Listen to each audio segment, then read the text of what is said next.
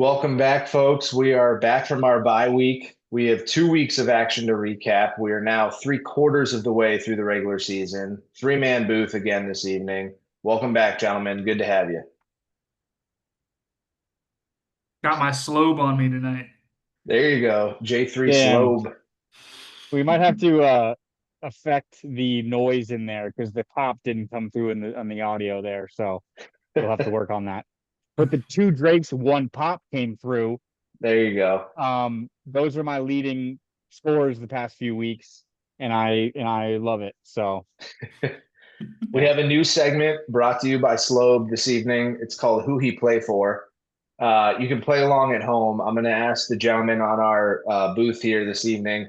The key is you have to say whose fantasy team is this player on. I've Okay. randomly selected five players. I'll go back and forth. So Cam, you can go first on the first one, and then Colin, you can say I think that's right, or no, I think it's on a different team, and we'll just see how you guys do. Hopefully, this will be fun.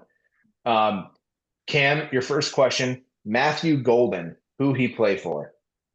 I actually know this because he was involved in a trade discussion that I made earlier this year. I do believe he is a member of the Vidalia Judkins, Troy's team. Colin, you second that? Yes, that is I second that because I also have sent out some feelers on where he was at prior to an accepted trade between those our two teams. So That is yes. correct. That is correct. Well done, gentlemen. Colin, this one is to you first. Mason Taylor, who he play for? This one's a good one because I have him in a dynasty league, and so I'm familiar with his how his season is going. As far as our league though, this one's tricky. I'm gonna venture to guess he's on one of those tight end heavy teams. Whether it's Alex or Jason, I couldn't tell you.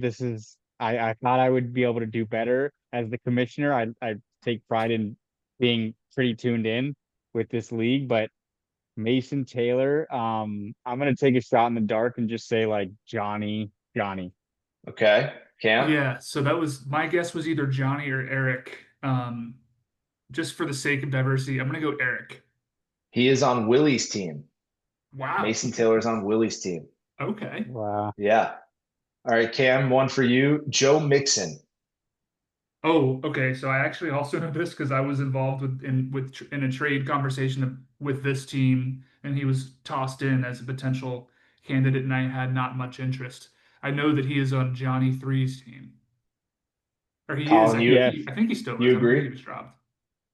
Yeah, no, that I can confirm that. Because I always thought Jason would have taken him. And when Johnny took him, I was kind of like a little bit shooketh. I was like, damn, Johnny, what are we doing here?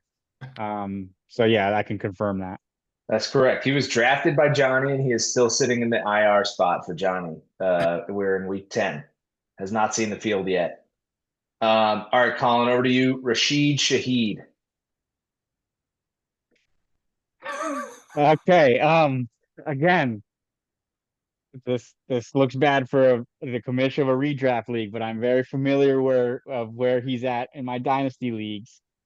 Because I like who he is this year, and I was anticipating him to be traded, and he ended up being traded. So, um, as far as our league though, this one's tough. I want to say it's Trevor, but that doesn't feel right.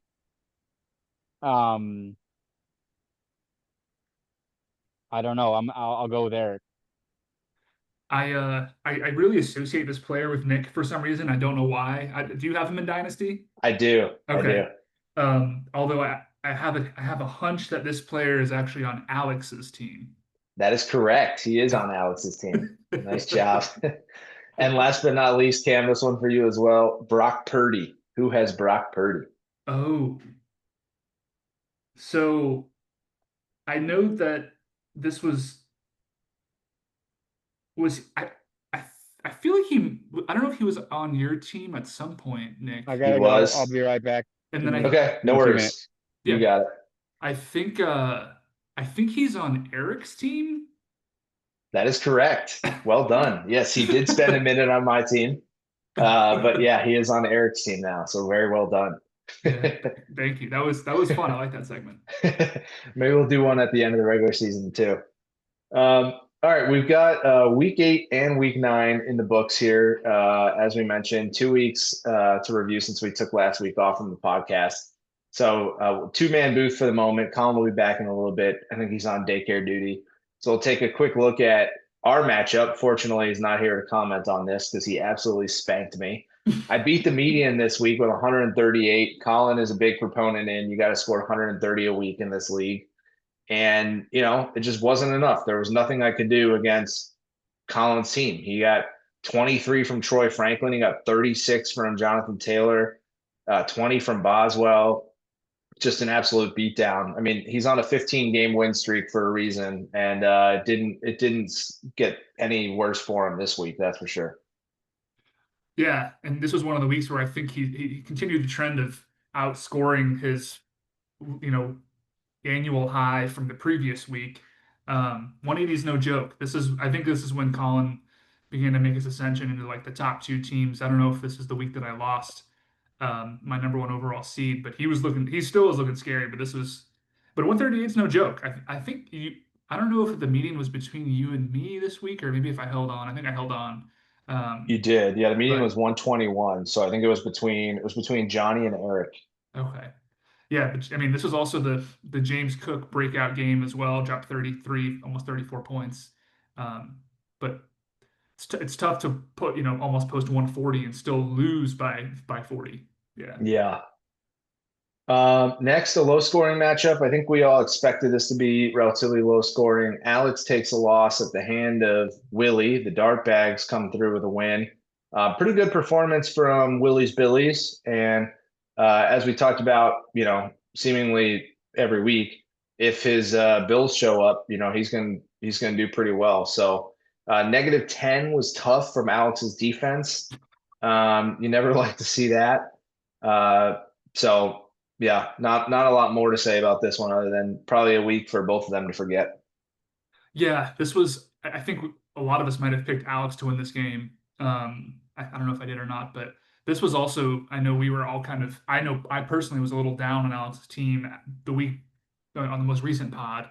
And he's been on a little bit of a slide as we'll get into the next couple of weeks, but um, yeah, it's tough. Willie's a very inconsistent team, and Alex was looking like one of the title contenders in the first couple weeks of the season, but kind of on a skid right now, and it started this week for sure. Yep. All right, we got to pause for a minute. Rob got a head-to-head win and beat the median, a 2-0 week for him. Not by much. He beat the median by 4, but a win is a win. On the back of Joe Flacco, just like we all thought, as he has Lamar Jackson bench this week. Um, Joe Flacco with 24 points helps him beat Josh, who only put up 85 points. And yeah, that was the lowest point total in week 8. So that certainly helps when you're playing, the team that has the worst output. But congrats to Rob. He put himself, back in the mix. Playoffs have started for him officially in week 10 here, but he climbed out of the cellar with a 2-0 week. Not without some casualties, though. This is the week that Cam Scatabo broke his ankle out for the season. The poor kind of get poorer, even though he got a win here for Rob's team. Did eventually make a trade later on, which I'm not totally sure moved the needle much for his team. But yeah, good win for Rob. Good to get off the schneid further and further away, hopefully from karaoke in the off season. Can you take a loss here at the hands of Jason, who put up a very respectable 163 points? He was favored to beat you by 3 and ended up getting you by about 30 here. I'm curious, it's been a tough couple of weeks for you, and obviously you're firmly in the playoff picture, but do you think maybe some of the moves you made to sort of get a stronger team come playoff time are you feeling any different about them after the last couple of weeks, or is this like RELAX territory for your team? I think it's the latter. I've definitely been a little bit more disengaged with the performance of my team over the last couple of weeks. I mean, this is the one win, this median win that I had this week is the one win that I've had in the last 2 weeks. Um, and actually, it might be the only win that I've had in the last 3 weeks, actually. I think I'm 1-5 since the trade. Um, but I'm not too concerned. I know that I still have some work to do to actually clinch that playoff spot. But this week that we're currently in, week 10, is the week where I'm kind of feeling like I'm at full strength minus a Marion Hampton. But this was kind of just a kickback week. I mean, take everybody seriously, but I feel like 136 most weeks might give me 2 wins. I'll gladly take 1 win here, but it was also kind of bittersweet because I have Brees Hall and Rashee Rice in another league, which definitely helped me um, a little bit. Although I think I played you in Dynasty that week, and I think you still beat me regardless. But it was nice to see RJ Harvey get some touchdowns on minimal touches. I'm kind of excited to see him get a little more of an expanded role in that offense as the season goes on. But yeah, this was a little bit more of a relaxed week for me than normal. Johnny gets a win against Trevor, and if you had told me before the week starts that Johnny is going to play Marcus Mariota as his quarterback and the Commanders are going to score 7 points as a team, I would have said, well, clearly he takes a loss here. He came up just short against the median, but he does get the head-to-head win. In a low-scoring matchup, this was a defensive struggle. This reminds me of like Alabama versus LSU from back in the day. Two heavyweights just low scoring, duking it out. Could be, like an SEC championship rematch type of feeling here. Two teams that are definitely going to be in the playoffs. Similarly, if you told me Bijan Robinson was playing the Miami Dolphins, who have like a historically bad run defense this year, and he only got 4.3 points, I would have not believed you. But I think this was the week that Johnny picked up, or I think he picked up Oronde Gadsden maybe the week prior, but this was kind of Oronde Gadsden's coming out party on Thursday night.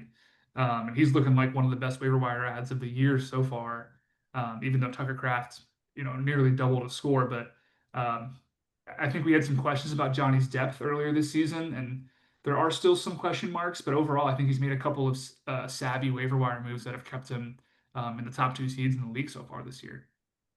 Absolutely. And then not to be outdone by a negative 10-point defense, Troy fielded a negative 11-point defense this week in the Cincinnati Bengals, who gave up negative 11 to the New York Jets. I think everybody expected the Jets to score 39. So kudos there to Troy. 90 points, not the lowest production of the week, but he does unfortunately take another 0-2 week. And as we sit here in week 10, finds himself back at the bottom of the standings on a 4-game losing streak here. Good win by Eric, beats the median, 2-0 week. That's all you can ask for. Yeah, Eric has slowly climbed out of the depths a little bit. I think he was kind of on the wrong side of the playoff bubble for a couple weeks there. Slowly kind of scooted himself back in. He's also made a couple of other savvy waiver wire moves, Jackson Dart being one of them, Kyle Monungai being another one of them.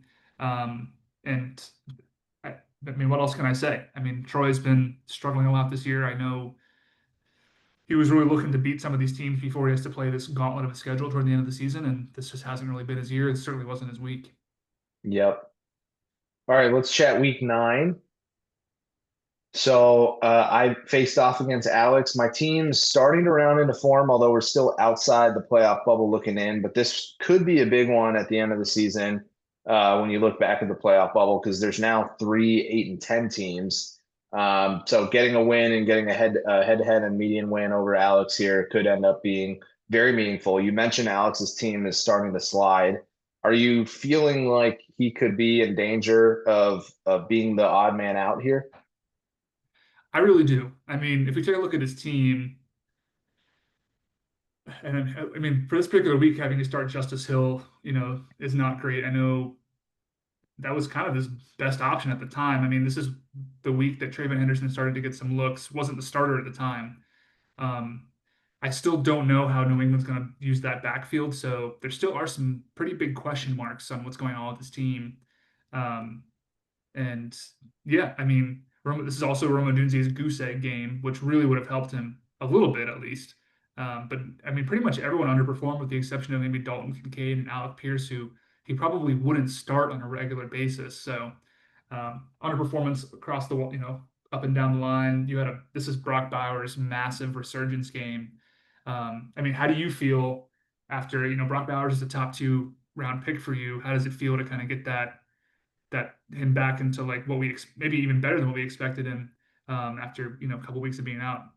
Yeah, I mean, I can't expect 37 from him every week, but it's nice after he's missed a handful of weeks to like basically hand me a win, single-handedly. And I have him in 2 leagues, so he basically did that for me in 2 leagues. So that was good. That was a good like welcome back to the lineup, Brock.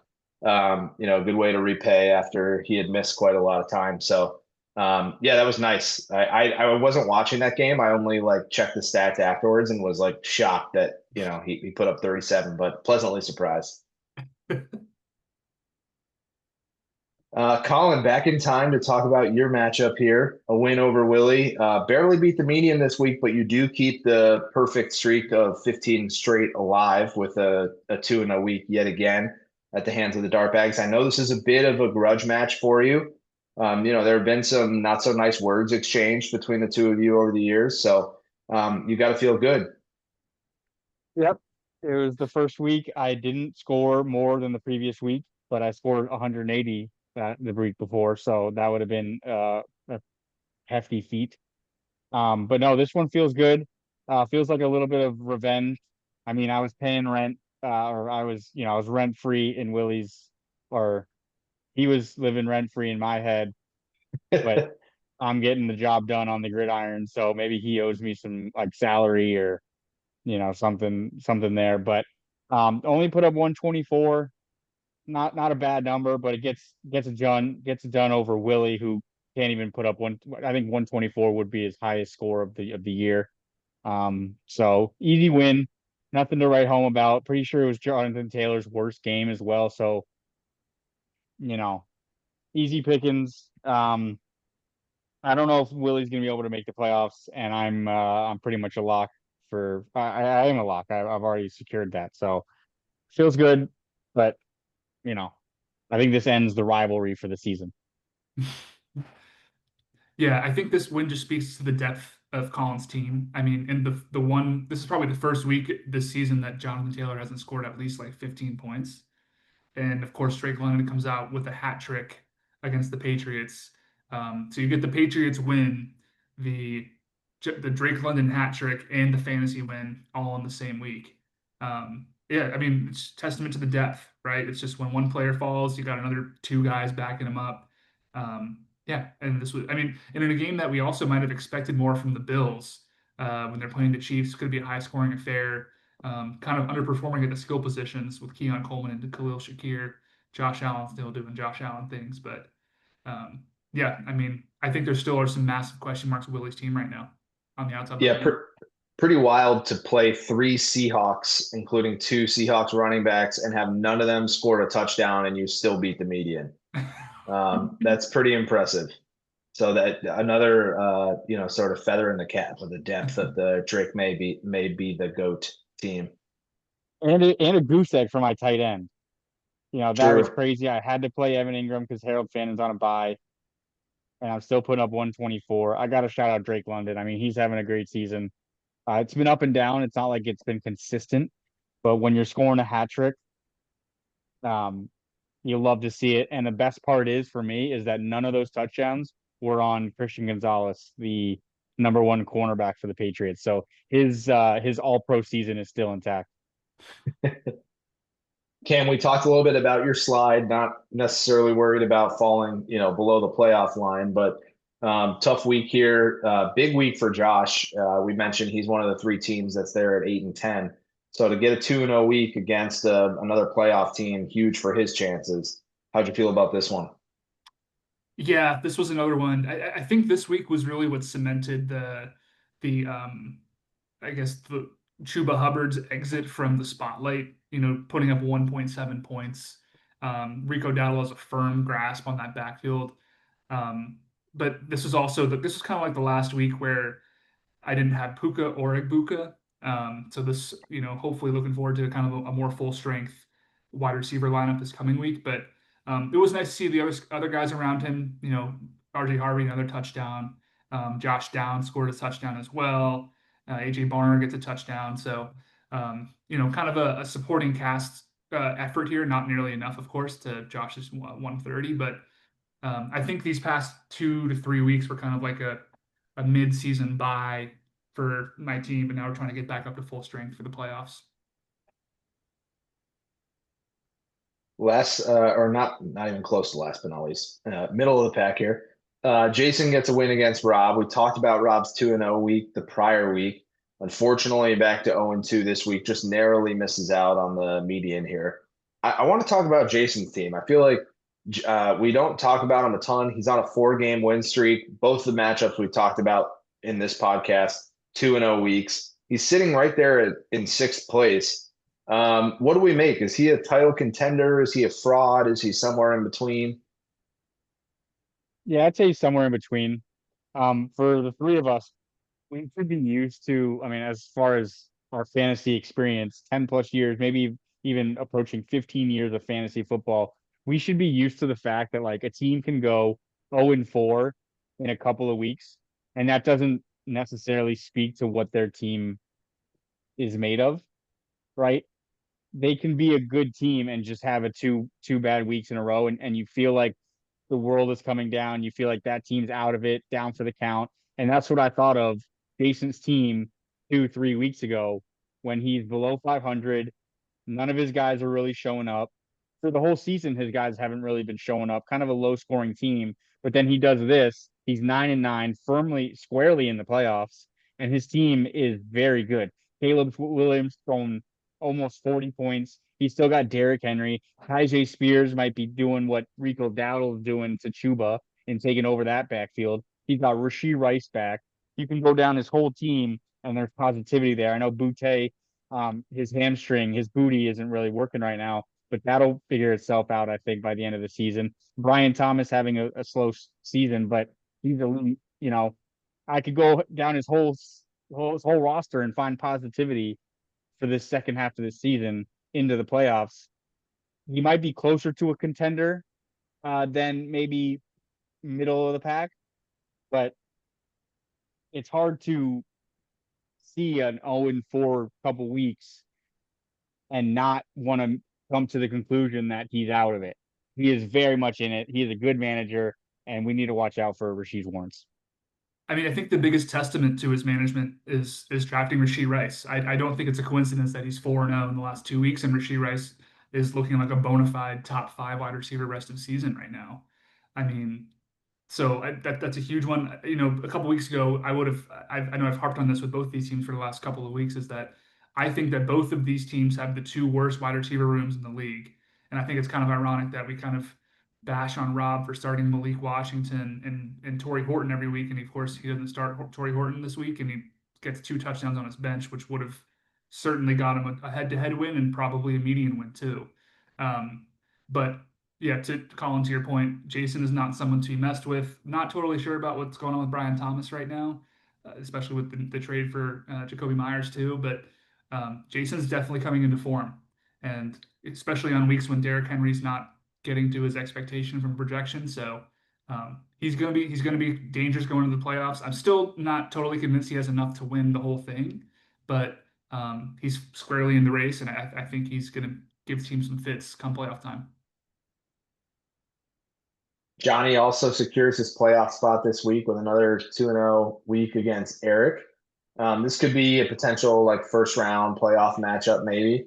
And Johnny with another ho hum 2-0 week, sitting there at 15-3, tied with the top team in the league in terms of wins and losses. So kudos to Johnny, another good performance, and he's officially in the dance. Yeah, absolutely. He is tied with the number one record, but I'm about 100 points ahead of him, I believe, last time I checked. Um, so that slow start to the season with points, as far as points, is kind of biting him now, not getting that 1 seed, not getting an easier matchup going into that round one. But I could confidently say that Johnny's been scoring 120, 130 for 5, 6 straight weeks now. That's consistency. That's what you need. That's what wins you playoff matchups, right? Over the course of 2 weeks, if you're the more consistent team, you'll probably end up with the most points after 2 weeks. And that's what he's been doing. 140 right on the money. McCaffrey having a top 5 season, even probably top 3 season. Achan being very consistent in a very inconsistent offense. he's got a great roster build. And Johnny is absolutely a contender. Whereas Eric, um, I think he might be he's in the playoffs. I think he's a playoff caliber team. Uh, I'm not sure he has enough firepower to um, maybe make a run, but it's anybody's game once you're in the dance. When I see Johnny's team, it kind of is reminiscent of Josh's teams over the past couple of years where they have a really strong regular season. I feel like we're also kind of not talking about him enough considering he's tied for the number one, overall record right now, similar to how we might not talk about Josh enough when he's one of the best teams in the league. I do have concerns about Johnny's depth, though. I mean, I see Luther Burden, Brian Robinson, Xavier Legette. I mean, I have a feeling Bucky Irving's going to be back next week, so I don't know how useful Rashad White is going to be. I mean, I don't feel great about the number one team or tied for number one team in this league having Marcus Mariota as their quarterback for the rest of the season going into the playoffs. So I do have concerns about his depth. And on the contrary, I like the depth that Eric has. I know he's had a couple of quarterback issues throughout the season, but he just has players who haven't played up to their expectation, right? Like Ladd, Tet, Jahmyr Gibbs had his worst game of the season this week. So I like the depth that Eric has. I still think he's going to be a formidable force in the playoffs. And I still think, even though Johnny's tied for the best record in the league, I still think there's a couple moves to be made for him to like really make a run deep in the playoffs. Yeah, that makes a lot of sense. And lastly, Troy unfortunately runs up against AI this week. That's never going to end well for him. He takes the loss. Trevor gets a 2-0 week, sits there at 11-7, firmly entrenched in the playoff race as well. Yeah, not a lot to say for this one, other than it's a good team against a bad team at the moment. Yeah, it's unbelievable. I mean, you're talking about depth, Cam. Trevor still got it, right? He's had the most depth since week one. He's still got it. He's putting up 140 without AJ Brown, his probably second or third round receiver. Let's see, his second round pick, and he's put up 140. That's impressive. He's still got Romeo Dubes on his bench too. Solid receiver. Couple tight ends to play with, couple kickers to play with. I mean, Trevor is a force. Um, and he forced his way to ending any sort of positivity for Troy's team. I know it's not mathematically out, but it's looking grim for Troy, Rob. I mean, Willie's out there too. Um, close to being out of it. But this is Trevor. This is what we're expecting from Trevor's team. If he's playing his best lineup, which he didn't even play his best lineup this week, he's scoring that number. And over the course of 2 weeks, if you're scoring what's that, 280, you're probably winning matchups. You have a very good shot of winning matchups if you're putting up 280.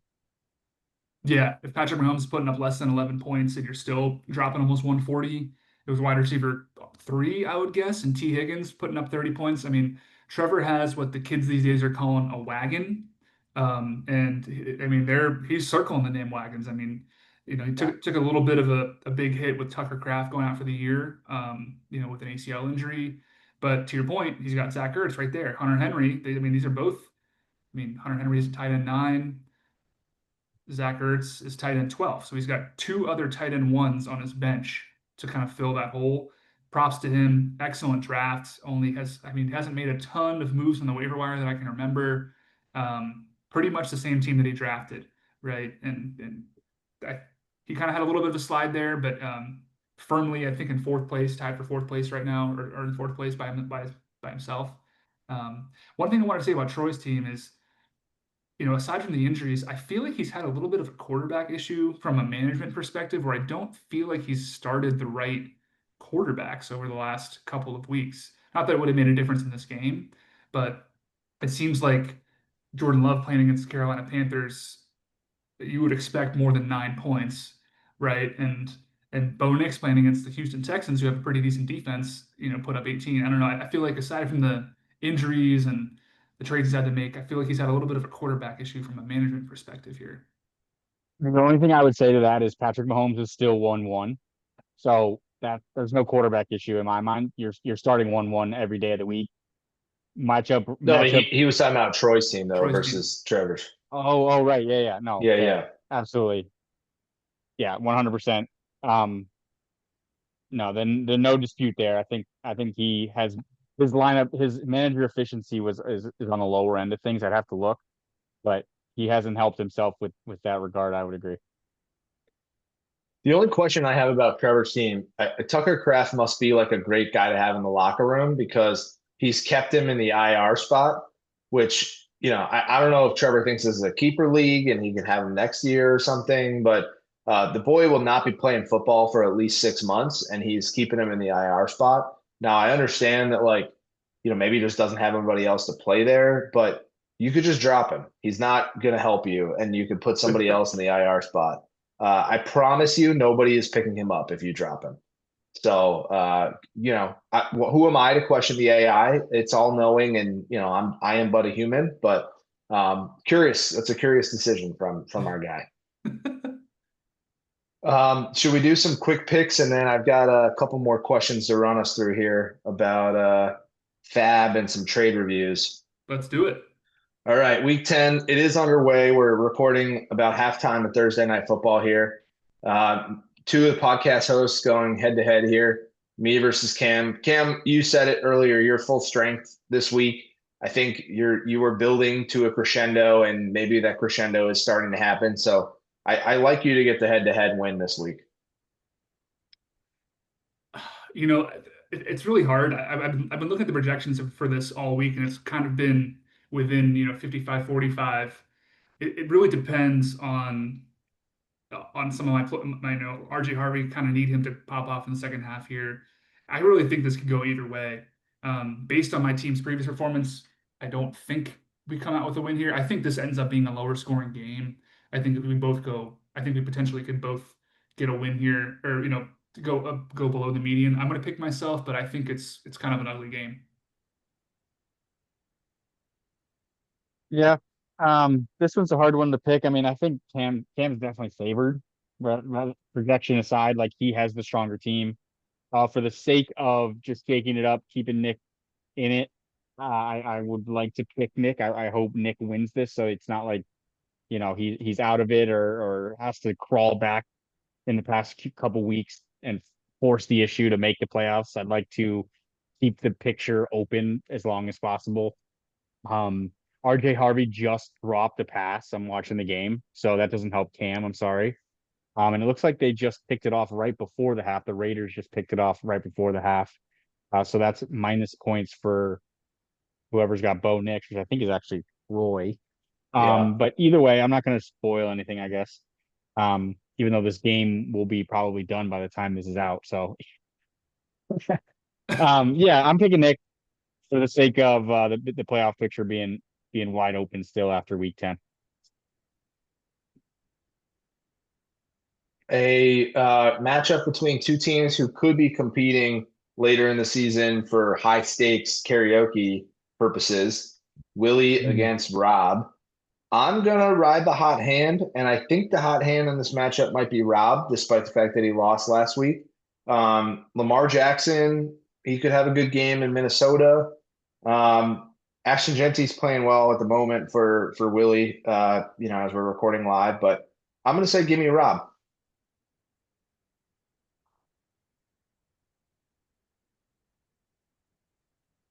This one's tough again. These two guys are broskies. I don't know if they like talk every day, but like they're on that level where they're definitely um, involved in each other's lives more so than anyone else would say.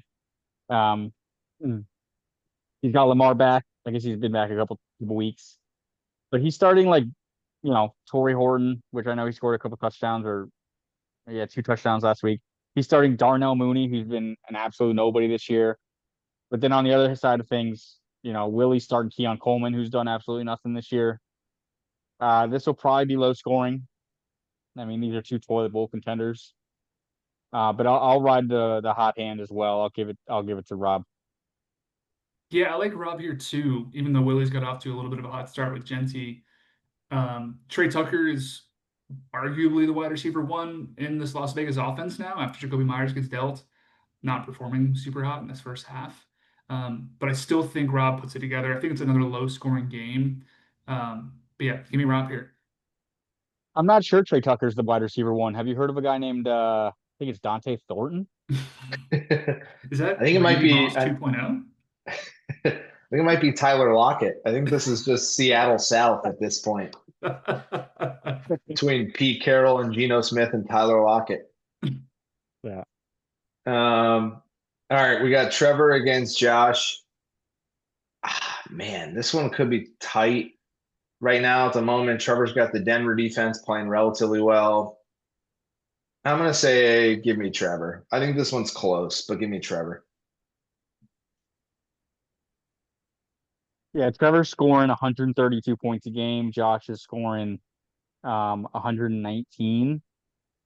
But Trevor's improved his manager efficiency. He's at 84% to Josh's 86.6%.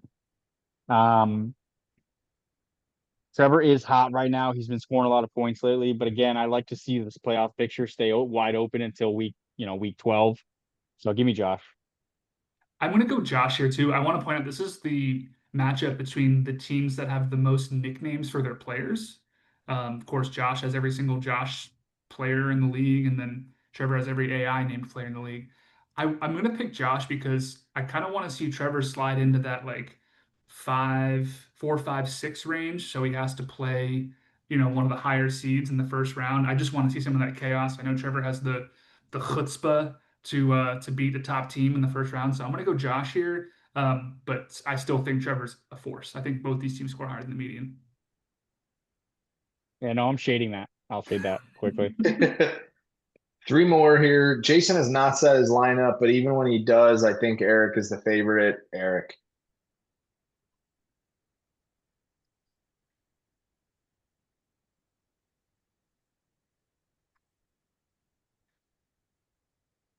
This is great, great content, boys. Keep it up. Sorry, I was looking at something else. Go ahead, Cam, if you got something. I was going to say, even though Jason's been on a little bit of a heater, I don't love the matchups this week. The Jets only two players remaining on that team. Um, oh, Alex just made a free agent move. He's Is dropping his kicker. I don't love I mean, Brian Thomas is still starting. I'm not even sure if he's playing. Jameson Williams, up and down year. Jerry Judy's been a nobody. I don't love the matchups. Give me Eric here. I don't think Jason even beats the median this week. Yeah, so this is actually the Williams Bowl because Jason has Caleb Williams and Jameson Williams versus Eric's Kyron Williams. So that's an interesting takeaway. What do you make of Um, that? what I make of that is Williams versus one Williams usually wins. So give me Mm. Jason. Whoa. All right, Alex, who is making roster decisions as we speak against Johnny. I got to go, Johnny. I think, as we talked about, Alex seems to be a team that's fading at the moment. He's got Bucky in his lineup right now, but I don't think Bucky's playing this week. So, yeah, give me Johnny. I'll take Johnny as well. He's been scoring the high points. He's being consistent. He's got a strong lineup. He's still going with Gadsden, who's the hottest tight end in the league. I don't like the Rashad White play against New England. They have a historic defense, not letting up a 50-yard rusher this season yet. But which makes no sense that Rashad White is projected almost 15 points. Sleeper must not know about that record that the Patriots are currently holding down. But I guess he doesn't really have, anything better on his bench between Leggett and Robinson. Maybe that is the right play. Maybe he gets a touchdown or something. Rashad White, that is. Yeah, I mean, I think this is Johnny. Alex is a team that more than anybody desperately needs Bucky Irving back, and it's been a kind of a brutal thing to watch this season, being on IR and not being able to play. But I think Johnny wins here. Alex is quietly on the bubble right now. I mean, he was firmly in top 4 seed position a couple weeks ago, and now he might be on the outside looking in after this week. And this is the Ricky Bobby Bowl. If you ain't first, you're last. So we have number 1 and number 12 seed going head to head. We talked about Bo Nix with a pick right before halftime. Troy maybe struggling with his quarterback decision making, has started Bo Nix this week. Troy Franklin already with a touchdown for Colin. I think you got to roll with the 1 seed. I'm picking you, Colin.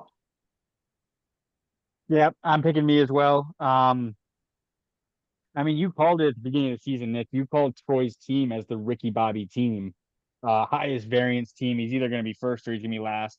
And we all know the story through 10 weeks, 9.5 weeks here essentially. Um, I'm not even feeling that confident about my team. I feel like this lull could be a couple weeks, right? I scored 180 last, or 2 weeks ago. Last week I scored like 120, 124. I think I'm going to be right in that realm again for the rest of the regular season. uh Nothing crazy, but I am playing Troy, so all I need is probably about 99.1, and I'll win the game. Um, yeah, I'm gonna go with Colin here. I'm gonna make a bold, hot take. I'm gonna say that Quinshon Judkins is the highest skill position scorer of any player this week, but I still think Troy loses Whoa. Wow, that against is a against the bold take. Jets defense that I don't even know if they're starting 11 players this week. I think they have 3 draft picks starting, is my understanding. I like it. All right. Well, that is week 10. I have two quick segments to talk through. Fab Rewind. So I went back through some of the older Fab spend and wanted to talk about some of the old Fab spend from earlier in the season. So I have some questions for you guys. On September 28th, Darius Slayton was added for how much Fab? What was the date? September 28th, Darius Slayton was added for how much Fab? This is right after Malik Neighbors tore his ACL. I'm gonna Yeah, that's what say 12 Fab. I'll take the over. I know this league loves the splash, and myself included. That's probably around week 3 or 4, like you said, Cam, right after Malik Neighbors is out. Um, I don't know if it's at the 24 mark. I don't think it's doubling 12, but it's probably like 20, 21. 27. 27 Fab. Wow. Dang. Troy has added Hassan Haskins twice via waivers. How much Fab did he spend each time? It's not The the first same time, number.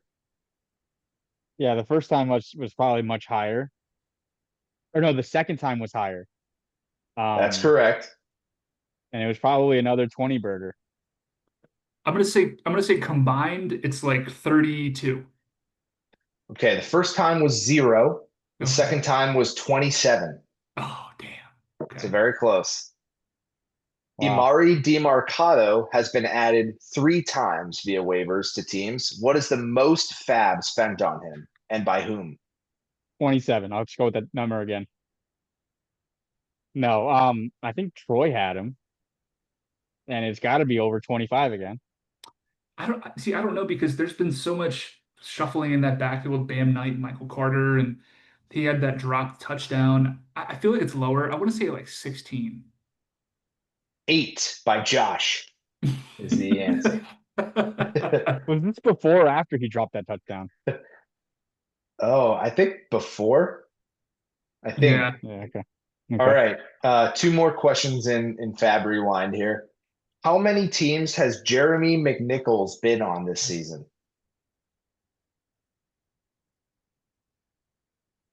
It can't be more than 5, but it's definitely not less than like 3, so I'll go with the 4. I'm gonna go 3. I know he's currently on a team that's not Nick's team. I'm pretty sure because Nick was talking about JMN when JCM was popping off. I'm gonna go 3. He has been on 4 teams. That was correct, Colin. He's currently a free agent, unless that's changed while we're podcasting. But he's been on my team, Willie's team, Alex's team, and Josh's team. So 4, 1/3 of the league. How Who? much total? How much total fob on him? Oh, I don't know. I'll have to go back and look. Not that much. I don't think Yeah, I not. don't think it can't Not be. very Can't be. much. What team has the most Fab remaining? This is the last Alex, question. Alex or Jason? Um, I'm gonna go Trevor actually. Trevor is 2 behind Jason, who has 85. Wow. Trevor Wow. has 83. All Wow. right, and then last segment for you boys. I wanted to revisit a couple of trades. I'm going to tell you what the trade was, but not the teams. And you tell me who you think won, and then I'll sort of mention who the teams were. You might know, but all right. In one trade 28 days ago, one team received Tyler Algier and 15 Fab, and the other received Kendre Miller. Okay, the team who received Fab is Rob, That's correct. and the team who received Kendrick Miller was Josh. That's correct. And neither have done anything because Kendrick Miller probably doesn't have a kneecap right now, and Algier is behind the best running back in the league. So So I do so I do Rob think wins because he got Fab. Is that the answer? yes, okay, yeah, that was the question. Yeah, no, I do think that I'm pretty sure within a week or two, I think it might have been even that week that that Josh acquired Kendre. He tore his ACL or something out for the year, and I do think that Algier has scored one, maybe two touchdowns since then. So I'm gonna go certainly Rob and Algier. All right. One team received Justin Jefferson, and the other received Quinshawn Judkins. This was the same day as the Algier Kendre Miller trade, slightly higher profile. a little bit. This one is still up for debate, but at the moment, I do think I have more points than, or Justin Jefferson has scored more points than Judkins because he was out on a bye week and he scored all his points in 1 week. And Justin Jefferson has scored between 10 and 12 each week. So over the course of the 4 or 5 weeks, I would say Justin Jefferson has scored more points, but the rest of the season is up for debate because, like Cam said, Judkins could easily go off against the Jets this week, and I think Justin Jefferson is going to be between that, 12 and 17 point mark every week. So it's going to be consistency versus, boom or bust kind of situation on this one. I think I'm gonna go contrary. I think Judkins has scored more points since that trade. It's close. It's close. I know that it's.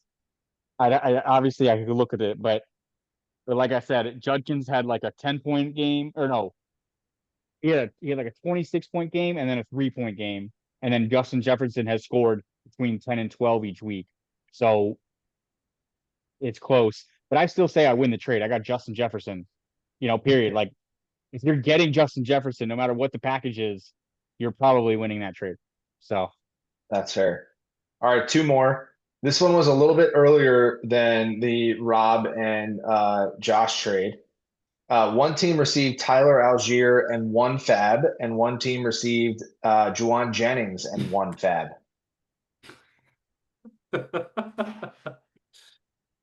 That's crazy. um so you traded away Juwan Jennings. Or no, you received I Juwan received, Jennings. yeah, You received Juwan Jennings and 5 broken ribs. correct. Yeah, And I guess it would have had to have been Josh that got the yeah. Algier. And I remember stating like you got a wide receiver one for a running back two. Um, Juwan Jennings had to have won that, or not had to have, but I think he still scored more points even with being out. He's had a couple good games the past couple weeks, so that point total has at least equated to each other. Maybe not surpassed Algier, but it's close at this moment in time, I would guess. Yeah, if we're going based on who's broken more ribs, hypothetically, since that trade, I think Juwan Jennings wins. But I do think that Algier slightly edges him out as far as total points scored since then because of injury. I think that's probably right. I still don't regret the trade. I still think like the rest of the season, I'd probably rather have Juwan Jennings. But yeah, I mean, I think like right after I received him, it was like he has dislocated an ankle and broken 3 ribs and he's cross-eyed. And I was like, what is going on? What does Josh know? But and then there was the text that Josh sent this week about he was trying to acquire like every player that ended up getting traded. So yeah, I mean he's got his ear to the ground in some circles that I'm not a part of. All right, last but not least, one team received David Montgomery and George Pickens, and the other team received R.J. Harvey, Emeka Egbuka, and 9 Fab. I know this one. I do think, even though this wasn't expected, I do think that I might have won this trade just based on RJ Harvey's performance over the last couple of weeks from a points perspective. Um, I still think it's kind of a bit of a wash throughout the rest of the year. David Montgomery's definitely cooled off since his hot start to the beginning of the year. But I made this trade strategically. Emeka Egbuka is the wide receiver one in that offense for the rest of the season. I don't think Godwin's gonna be back until March. So hopefully I win this one. I think I made this one with the playoffs in mind. So I'm gonna say my side. Yeah, I like I it. couldn't. Yeah, I was just gonna say RJ Harvey has not played more than a third of the snaps in the 2 games since you acquired him, but he's scored 23 and 14 points. So he has 4 touchdowns in the last 2 games, being on the field a quarter of the time. That's He might be the insane. best asset on that side of the deal for me. He's probably scored more than Yeah, Egbuka has in that time. yeah. Sorry, go ahead, Colin. well, no, I didn't know that. I was gonna say the points might be close, but I guess it's not that close. Um, because Pickens really hasn't had those big games since CD's been back. Montgomery's been clear RB2, maybe even 2B essentially, because Gibbs has been shown out. And then RJ Harvey, Dobbins has been consistent, but RJ Harvey clearly is, I guess, a big play hitter.